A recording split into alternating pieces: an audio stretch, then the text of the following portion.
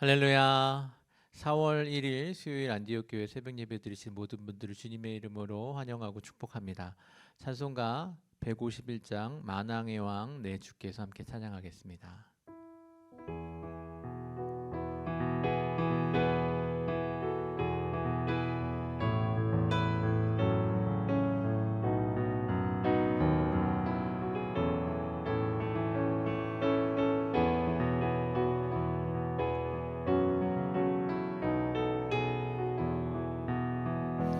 만왕의 왕 내 주께서 회고초 당했나 이 벌레 같은 날 위해 그 보혈을 였네.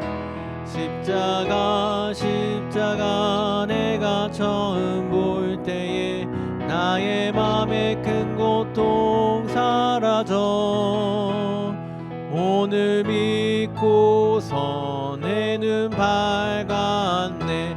참 내 기쁨 영원하도다. 주 십자가 못 박힘은 속죄함 아닌가. 그 긍휼함과 그 은혜 말할 수 없도다. 십자가 내가 처음 볼 때에 나의 맘에 큰 고통 사라져 오늘 믿고서 내 눈 밝았네. 참 내 기쁨 영원하도다. 늘으로도 그 큰 은혜 다 갚을 수 없네. 나 주님께 몸 바쳐서 주의 일 힘쓰리.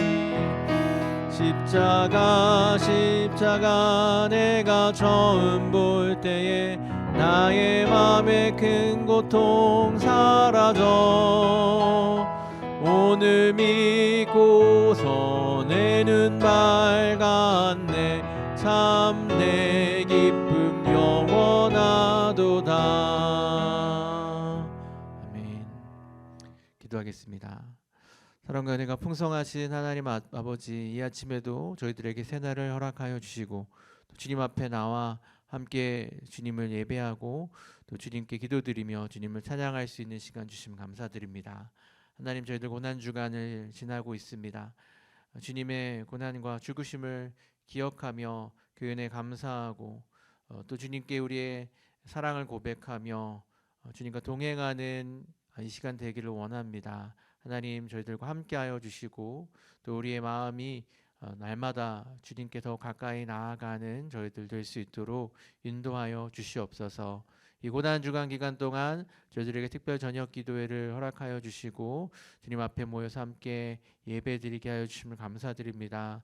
하나님이 저녁 기도회를 통하여서 주님 주시는 은혜가 충만할 수 있도록 인도하여 주시고 또한 우리 양충원 담임 목사님 성령 충만함 허락하여 주실 때 하나님 말씀을 대언하시는 그 말씀 통해 우리의 삶이 변화되고 또 하나님의 놀라운 사랑을 다시 한번 우리 마음 가운데 새기는 그런 시간 될 수 있도록 인도하여 주시옵소서.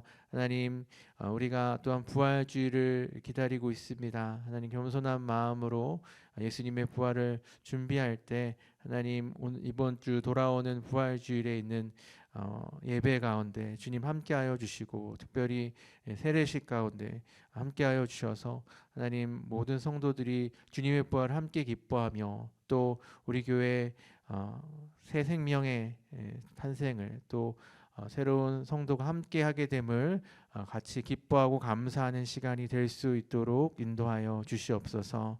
지금 겸손하게 주님 앞에 나아옵니다. 부족한 종 주님의 십자가 뒤에 가려주시고 오직 주님 말씀만 선포되는 시간 될 수 있도록 인도하여 주시옵소서. 감사드리며 우리 사랑하시는 우리 주 예수 그리스도의 이름으로 기도드립니다. 아멘. 네, 오늘 우리에게 주시는 하나님 말씀은 마태복음 27장 1절부터 26절까지 말씀입니다.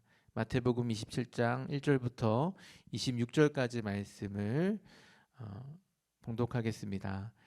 새벽에 모든 대제사장과 백성의 장로들이 예수를 죽이려고 함께 의논하고 결박하여 끌고 가서 총독 빌라도에게 넘겨주니라. 그때 예수를 판 유다가 그의 정죄됨을 보고 스스로 뉘우쳐 그 은 30을 대제사장들과 장로들에게 도로 갖다 주며 이르되 내가 무죄한 피를 팔고 죄를 범하였도다 하니 그들이 이르되 그것이 우리에게 무슨 상관이냐 내가 당하라 하거늘 유다가 은을 성소에 던져놓고 물러가서 스스로 목매어 죽은지라. 대제사장들은 그 은을 거두며 이르되 이것은 핏값이라 성전고에 넣어둠이 옳지 않다 하고 의논한 후 이것으로 토기장에 밭을 사서 나그네의 묘지를 삼았으니 그러므로 오늘날까지 그 밭을 피밭이라 일컫느니라. 이에 선지자 예레미야를 통하여 하신 말씀이 이루어졌나니 일렀으되 그들이 그 가격 매겨진 자 곧 이스라엘 자손 중에서 가격 매긴 자의 가격 곧 은 30을 가지고 토기장이의 밭값으로 주었으니 이는 주께서 내게 명하신 바와 같으니라 하였더라. 예수께서 총독 앞에 섰음에 총독이 물어 이르되 내가 유대인의 왕이냐 예수께서 대답하시되 내 말이 옳도다 하시고 대제사장들과 장로들에게 고발을 당하되 아무 대답도 아니하시는지라. 이에 빌라도가 이르되 그들이 너를 쳐서 얼마나 많은 것으로 증언하는지 듣지 못하느냐 하되 한마디도 대답하지 아니하시니 총독이 크게 놀라워하더라. 명절이 되면 총독이 무리의 청원대로 죄수 한 사람을 놓아주는 전례가 있더니 그때 바라바라 하는 유명한 죄수가 있는데 그들이 모였을 때에 빌라도가 물어 이르되 너희는 내가 누구를 너희에게 놓아주기를 원하느냐 바라바냐 그리스도라 하는 예수냐 하니 이는 그가 그들의 시기로 예수를 넘겨준 줄 알미더라. 총독이 재판석에 앉았을 때에 그의 아내가 사람을 보내어 이르되 저 옳은 사람에게 아무 상관도 하지 마옵소서. 오늘 꿈에 내가 그 사람으로 인하여 애를 많이 태웠나이다 하더라. 대제사장들과 장로들이 무리를 권하여 바라바를 달라 하게 하고 예수를 죽이자 하게 하였더니 총독이 대답하여 이르되 둘 중에 누구를 너희에게 놓아주기를 원하느냐 이르되 바라바로소이다. 빌라도가 이르되 그러면 그리스도라 하는 예수를 내가 어떻게 하랴. 그들이 다 이르되 십자가에 못 박혀야 하겠나이다. 빌라도가 이르되 어찌미냐 무슨 악한 일을 하였느냐. 그들이 더욱 소리질러 이르되 십자가에 못 박혀야 하겠나이다 하는지라. 빌라도가 아무 상관도 없이 도리어 밀란이 나려는 것을 보고 물을 가져다가 무리 앞에서 손을 씻으며 이르되 이 사람의 피에 대하여 나는 무죄하니 너희가 당하라. 백성이 다 대답하여 이르되 그 피를 우리와 우리 자손에게 돌릴지어다 하거늘 이에 바라바는 그들에게 놓아주고 예수는 채찍질하고 십자가에 못 박히게 넘겨주니라. 아멘. 살아계신 하나님의 말씀입니다. 오늘 우리가 함께 읽은 말씀에서 예수님의 십자가형이 확정됩니다. 이 십자가형에 대해서 로마 정치가였던 시세로는 가장 잔혹하고 가장 수치스러운 형벌이라고 말하면서 로마 시민을 십자가형에 처하는 것은 심각한 범죄라고 주장할 정도였습니다. 십자가형은 사람을 빨리 죽이지 않고 오랜 시간 동안 고통을 받으며 모든 기력을 빼서 결국 죽음에 이르게 만듭니다. 그리고 그 모습을 사람들 앞에 전시함으로써 십자가형을 박는 사람은 수치를 당하게 만들고 그것을 보는 사람들은 공포심을 느끼게 만듭니다. 그래서 로마 제국은 로마에게는 십자가형을 내리지 않았고 로마인이 아닌 하층민들 중에서도 많은 사람들에게 본보기를 보여줘야 되는 잘못을 저지른 사람들에게만 이 십자가형을 내렸습니다.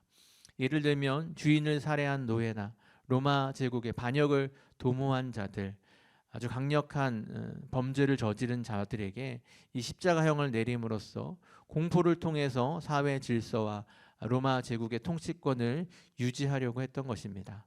오늘 본문에서 대제사장들과 장로들은 예수님을 잡아와서 로마에 의해 십자가형을 받게 하려고 노력합니다. 반면에 로마 총독은 예수님을 십자가형에 처할 적극적인 의지는 없었던 것으로 보이지만 결국은 십자가형에 처하도록 넘겨주게 됩니다. 겉으로 보면 이 예수님의 십자가형이 가롯 유다의 배신, 또 유대 종교 지도자들의 사악한 계획과 선동, 로마 총독의 묵인과 무책임한 가운데 이루어진 것처럼 보입니다. 하지만 그보다 더 깊은 차원에서 말씀을 살펴보면 예수님의 십자가형에 대한 다음과 같은 세 가지 사실을 발견하게 됩니다. 첫 번째로 예수님은 그 십자가의 길을 스스로 걸어가셨습니다. 예수님께서 그 십자가의 길을 스스로 걸어가셨다는 사실은 이미 앞선 본문에서 여러 번 확인할 수 있었던 사실이죠. 예수님은 이미 여러 번에 걸쳐서 자신이 받게 될 고난과 죽음에 대한 예고를 하셨습니다. 자신이 죽게 될 것을 알고도 예수님은 예루살렘 성을 향해 나아가셨고 또 유대 종교 지도자들에게 적대적인 태도를 취하셨습니다. 또한 가룟 유다가 자신을 배신할 것을 알고도 그를 막지 않으셨고 오히려 가룟 유다가 대제사장들과 장로들이 보낸 무리와 자신을 잡으러 왔을 때에는 내가 무엇을 하려고 왔는지 행하라 라고 말씀하시면서 그 체포 과정에 협조하셨습니다. 오늘 본문에서도 빌라도 총독 앞에서 신문을 당하시는 모습에서 예수님께서 그 십자가를 향해 스스로 걸어가시고 계시다는 걸 확인할 수 있습니다. 11절 말씀입니다. 예수께서 총독 앞에 섰음에 총독이 물어 이르되 내가 유대인의 왕이냐? 예수께서 대답하시되 내 말이 옳도다 하시고. 빌라도 총독이 물어본 이 질문은 예수님을 반역죄로 십자가형에 처할 수 있는 아주 중요한 질문이었습니다. 로마 제국의 지배 아래 있었던 유대인들은 로마 황제의 통치를 받고 로마 황제가 임명한 관리나 유대 지방 왕의 통치를 받고 있었습니다. 그런 상황 속에서 자기 스스로 왕이다, 유대인의 왕이라고 이야기하는 것은 결국 로마 제국에 반역을 한다는 의미였습니다. 이 질문에 대해서 예수님은 내 말이 옳도다라고 인정하십니다. 그리고 이어지는 말씀에서 예수님은 대제사장들과 장로들의 고발에 대해서는 아무런 대답도 하지 않으셨다고 이야기하고 있습니다. 12절부터 14절까지 말씀입니다. 대제사장들과 장로들에게 고발을 당하되 아무 대답도 아니하시는지라. 이에 빌라도가 이르되 그들이 너를 쳐서 얼마나 많은 것으로 증언하는지 듣지 못하느냐 하되 한마디도 대답하지 아니하시니 총독이 크게 놀라워하더라. 로마 법에서 고발당한 내용에 대해서 침묵하는 태도는 오늘날의 묵비권을 행사하는 것 같은 의미가 아니라 그냥 그 죄를 인정하는 것으로 간주되었습니다. 그래서 총독은 예수님께 스스로를 변호할 기회를 주려고 했지만 예수님은 아무 말씀도 하지 않으셨습니다. 예수님은 스스로 변호하길 포기하시고 십자가의 길을 걸어가셨던 것입니다. 예수님이 힘이 없어서 억지로 끌려가서 어쩔 수 없이 십자가형을 당한 것이 아니라 스스로 그 십자가의 길을 걸으셨다는 것입니다. 그렇다면 예수님은 왜 스스로 그 십자가의 길을 걸으셨습니까? 그에 대한 대답이 오늘 우리가 본문에서 발견할 수 있는 두 번째 사실입니다. 예수님은 그 십자가의 길을 말씀을 성취하기 위해 걸으셨습니다. 예수님의 고난과 죽음은 이미 하나님의 계획 가운데 있었고 그 계획은 구약 성경의 여러 예언서를 통해서 예언되었습니다. 오늘 본문 9절과 10절에도 선지자 예레미야를 통하여 하신 말씀이 이루어졌다는 사실을 분명히 언급하고 있죠. 뿐만 아니라 오늘 본문에서 예수님이 빌라도 총독 앞에서 침묵하심으로써 이사야서 53장 7절 말씀에 나오는 예언을 그대로 이루셨습니다. 이사야서 53장 7절 말씀입니다. 그가 곤욕을 당하여 괴로울 때에도 그의 입을 열지 아니하였으며 마치 도수장으로 끌려가는 어린 양과 털 깎는 자 앞에서 잠잠한 양같이 그의 입을 열지 아니하였도다. 이와 같이 예수님의 고난과 죽음은 이미 구약 성경에 여러 예언서를 통해서 예언되었고 예수님은 그 예언의 말씀에 나오는 그대로 고난을 받으시고 죽임을 당하셨습니다. 바꿔 말하면 예수님은 말씀을 이루시기 위해서 하나님의 뜻을 이루시기 위해서 그 뜻에 순종하심으로 십자가의 길을 걸으셨습니다. 그것이 예수님이 스스로 그 십자가의 길을 걸으신 이유이죠. 그렇다면 이를 통해서 하나님께서 이루고자 하셨던 계획, 하나님의 뜻은 무엇입니까? 그에 대한 대답이 오늘 본문에서 발견할 수 있는 세 번째 사실입니다. 하나님은 우리를 대신해서 예수님께서 고난과 죽음을 당하심으로써 우리를 구원하시려는 계획을 가지고 계셨습니다. 예수님이 당하신 고난과 죽음은 우리가 당해야 할 고난이었습니다. 결국 예수님은 그 십자가의 길을 우리를 대신하고자 걸으셨던 것입니다. 오늘 본문을 보면 명절에 무리의 청원대로 죄수한 사람을 놓아주는 전례에 따라서 빌라도 총독이 바라바라는 죄수와 예수님 중에 누구를 놓아줄지를 묻는 장면이 나옵니다. 유대 종교 지도자들의 시기로 예수님을 재판에 넘겨준 줄을 알았기 때문에 또 자신의 부인도 예수님을 처벌하지 말라고 했기 때문에 빌라도는 예수님을 살리고 싶은 마음에서 이런 질문을 했었습니다. 바라바는 어떤 사람이었습니까? 바라바에 대한 복음서의 설명을 보면 성중에서 일어난 밀란과 살인으로 옥에 갇힌 죄수라고 이야기하고 있습니다. 바라바는 분명한 반역자이고 또한 살인자였습니다. 분명한 죄가 있는 범죄자였습니다. 반면에 예수님은 죄가 없으신 분이었습니다. 그럼에도 불구하고 종교 지도자들의 선동에 따라 무리들이 바라바를 놓아주고 예수님은 십자가에 못 박으라고 요구하면서 빌라도 총독은 결국 그 무리의 요구에 따라 예수님 대신에 바라바를 놓아주고 예수님은 십자가에 못 박게 넘겨줍니다. 여기서 바라바라는 이름의 뜻이 무엇인지를 한번 생각해 볼 필요가 있습니다. 바라바는 아들이라는 뜻을 가진 바와 아버지라는 뜻을 가진 아바가 합쳐져서 아버지의 아들이라는 의미입니다. 그 이름에서 알 수 있는 것은 이 사람이 범부, 그냥 평범한 사람, 한 아버지의 아들, 우리와 같은 아주 평범한 사람이었다는 것입니다. 평범한 한 아버지의 아들을 대신해서 전능하신 하나님의 아들이 십자가에 죽도록 넘겨지셨습니다. 이 일은 예수님의 죽음의 의미가 무엇인지를 분명하게 보여줍니다. 하나님의 아들이신 죄 없으신 예수님은 죄인인 한 사람, 바로 우리를 대신해서 십자가에서 죽으셨습니다. 로마 제국에 의해서 예수님께 붙여진 죄목은 바로 반역죄였고 예수님은 그로 인해서 십자가형을 받으셨지만 그 죄목은 예수님의 죄목이 아니었죠. 예수님은 어떤 반란을 일으킬 계획도 없으셨을 뿐만 아니라 예수님이 이미 하나님의 아들이시고 왕 중의 왕이시기에 반역을 일으킬 대상도 없습니다. 그 반역죄는 사실 예수님의 죄가 아니라 우리의 죄지요. 우리가 하나님을 대신해 스스로 왕이 올랐고 하나님의 다스리심을 거부했고 하나님께 반역을 하는 자들입니다. 그런 우리의 반역죄를 대신해서 예수님께서 반역죄라는 제목을 가지고 십자가에서 죽으셨습니다. 또한 예수님은 우리가 받아야 될 저주와 고난을 대신 당하셨습니다. 유대 종교 지도자들이 예수님을 십자가에 못 박기 원했던 이유는 나무에 달린 자는 하나님께 저주를 받았음이니라 라고 이야기하는 신명기 21장 23절 말씀 때문이었습니다. 하나님의 아들이자 메시아라는 명성을 얻었던 예수님을 그 예수님은 그런 자가 아니라 하나님께 저주받은 자이다 라고 이야기하기 위해서 예수님을 십자가에 못 박으라고 했던 것입니다.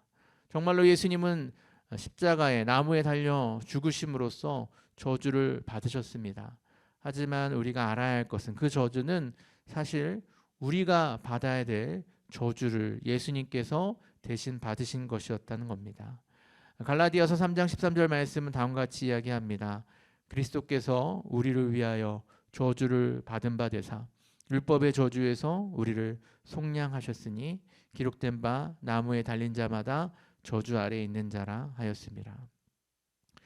또 예수님은 십자가에 달리시기 전에 채찍에 맞으셔서 온몸에 피부가 찢겨지는 고통을 당하셨고 손과 발에 대못을 찔리시고 십자가에 달려 돌아가시면서 온몸에서 모든 물과 피를 쏟으시는 고난을 당하셨습니다. 예수님이 당하신 고통과 고난이 누구 때문인지를 이사야서 53장 5절 말씀은 다음과 같이 이야기합니다. 그가 찔림은 우리의 허물 때문이요 그가 상함은 우리의 죄악 때문이라. 그가 징계를 받음으로 우리는 평화를 누리고 그가 채찍에 맞음으로 우리는 나음을 받았도다. 예수님은 우리의 허물 때문에 우리의 죄악 때문에 우리에게 평화를 주시고 우리에게 나음을 주시기 위해서 그 고통과 고난을 당하셨습니다. 우리를 대신해 저주를 받으시고 고통을 당하시는 그 십자가의 길을 예수님이 걸으셨습니다. 예수님은 스스로 그리고 말씀을 이루기 위해서 그리고 우리를 대신하시고자 그 십자가의 길을 걸으셨습니다. 고난주간 세 번째 날을 지나는 오늘 저 여러분이 예수님께서 걸으신 이 십자가의 길을 묵상하실 수 있기를 원합니다. 그 예수님의 사랑과 은혜에 감사하면서 우리도 예수님이 걸어가신 그 길을 따르겠습니다. 다짐하며 나아가는 오늘 하루가 되실 수 있기를 주님의 이름으로 간절히 소원합니다. 기도하겠습니다. 사랑과 은혜가 풍성하신 하나님 아버지, 우리를 위해서 우리의 죄를 사하시기 위해서 스스로 그 십자가의 길, 그 고난과 저주의 길을, 그 수치스러운 길을 걸어가신 예수님을 오늘 우리가 다시 한번 돌아봅니다. 하나님의 말씀을 이루시기 위해 하나님께 온전히 순종하시기 위해 하나님 그 십자가의 길을 걸어가신 예수님을 오늘 우리 마음 가운데 새기며 그 예수님의 놀라운 은혜에 감사하며 우리도 예수님이 걸어가신 그 길을 따라가는 자들 될 수 있기 원합니다. 하나님의 뜻에 온전히 순종하여서 하나님 우리가 주님과 동행하는 저희들 될 수 있도록 인도하여 주시옵시고 우리도 예수님과 함께 십자가에서 죽고 또 다시 예수님과 부활할 수 있는 저희들이 될 수 있도록 인도하여 주시옵소서. 하나님 우리 오늘 하루를 살아갈 때 또 이 고난주간을 보내는 가운데 예수님을 늘 묵상하며 예수님 십자가를 우리의 마음에 품고 살아가는 저희들 되게 인도하여 주시옵소서. 우리를 사랑하신 우리 주 예수 그리스도의 이름으로 기도드립니다. 아멘.